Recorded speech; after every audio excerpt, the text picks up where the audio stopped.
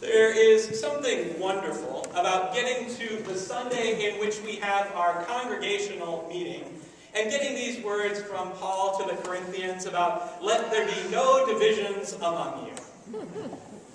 There is something wonderful that calls us to unity, to connection with one another. And then it's always good for the pastor to make mention of it and turn and focus his attention on the gospel, which is the plan for today. For you see, I would like to come back to the sense of there being no divisions and there being unity among us in Christ, but to lodge it in what it means for us to create solidarity among the people. What it means for a light to shine in the midst of darkness, in the midst of challenge, and to draw people together in a profound and wonderful way. Now let's start today with this writing from the prophet Isaiah.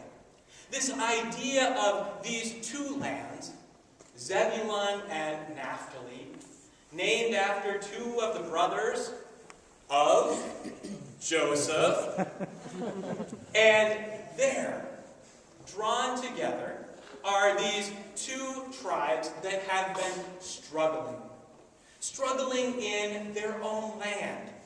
You see, for age after age, they have been vassal states to the Assyrians. And they have been struggling as their sons have been conscripted into the military, as the taxes have been raised on them, as they have worked to make ends meet in what was at times a desolate and struggling land. And here in the prophet Isaiah, they are at their wits' end. What do we as tribes of Israel have to do to get God's attention? Does God not realize how bad things have gotten? Foreign powers ruling over us, our livelihoods taken away. In a sense, there was a communal deep depression. Where do we look when things are so rough, so tough, so bad? Here in this place, the prophet speaks a word of hope. You people, on you there is one whose light will shine, that will rise upon you, that will break the yoke and the oppressor's rod, that will lift you up from being simply those under the Assyrians and maybe even looked down upon by your fellow tribes of Israel. There is one who offers new and incredible hope in the midst of your darkness. God, Yahweh, the chosen God of Israel, breaks into your life and makes all things new. That becomes an incredible and wonderful witness. However, time passes, and still there is struggle in that land as to what is going to go on. You see, from the Assyrians and Babylonians, we end up with the Romans.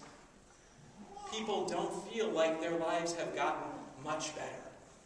The reality stays pretty tough. And then something happens. A new voice arises in the midst. This one who has come from Nazareth has now made his way through Capernaum and is in Galilee of the Gentiles. There in that place and time among the tribes of Zebulun and Naphtali. And there, Jesus proclaims a word of hope to the people. That just as the oppressors of old went by the wayside, so the oppressors of the Roman Empire are going by the wayside. Jesus is calling out, speaking to the people, words of hope and promise. Words of healing, of salvation. Now, he doesn't do it on his own, but he invites others into this journey. In the story for today, we have what are commonly known as the first four disciples. These four brothers two sets of two brothers each, leave their nets and they follow Jesus. Now, I wonder if we get the full grasp of what that means today. You see, there wasn't really a social welfare network or something that was going to lift people up when they were struggling. There wasn't a sense that you could fall back on the community, the state. Instead, there was this sense that you had to make your own way, and if you couldn't do it, your immediate family provided. What does it mean when not only one brother goes to follow Jesus, but two of them do? Not only are you taking away your immediate social network and your immediate way of kind of lifting yourself up economically, but you're bringing along someone who might be a backup source of income, a backup source of support. These people, these men, are giving up what they know to go out into the world on the promise that there is one who can overcome the oppression of their day, who can stand with and for the people.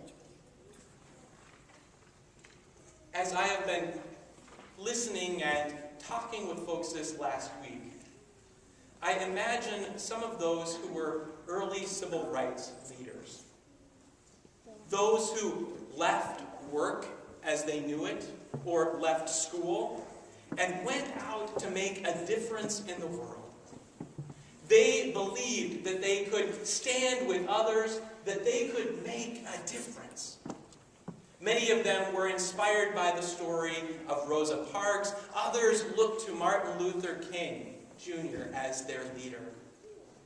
But they left what they had known, many of them, in a sense that the day that they were living could be better than what they knew yesterday. That those who were being oppressed, on them a light had shined. That they could see the rod being broken, the yoke cast aside, and that was exciting. They were willing to leave their nets, their jobs. They were willing to go out into the world and dream a new vision. And sometimes for us today, or at least those of us maybe my generation and younger, that can be hard to wrap our minds around.